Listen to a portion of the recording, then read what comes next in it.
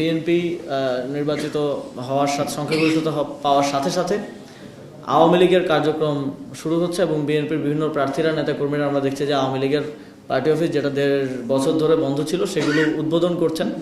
আমরা এটা থেকে স্পষ্টভাবে বোঝা যায় যে আওয়ামী লীগের সাথে এক ধরনের গোপন আন্ডারস্ট্যান্ডিং এবং আতাতের মধ্য দিয়ে তারা নির্বাচনে জয়লাভ করতে পেরেছেন। যেহেতু আমাদের কাছে প্রাপ্ত এখনকার তথ্য অনুযায়ী আমরা খুব বেশি পার্থক্য 11 দলীয় জোট এবং বিএনপির প্রাপ্ত ভোটের মধ্যে নেই। আওয়ামী লীগের কার্যক্রম বাংলাদেশে নিষিদ্ধ আছে আইনগতভাবে, এবং এই অবস্থায় যারা ঘোষণা দিয়ে কিংবা মিডিয়ার সামনে এসে আওয়ামী লীগের অফিস উদ্বোধন করছেন তাদের বিরুদ্ধে আইনগত ব্যবস্থা নেওয়া প্রয়োজন এবং আইন অনুযায়ী তাদের বিরুদ্ধে ব্যবস্থা গ্রহণ করার আমরা দাবি জানাচ্ছি।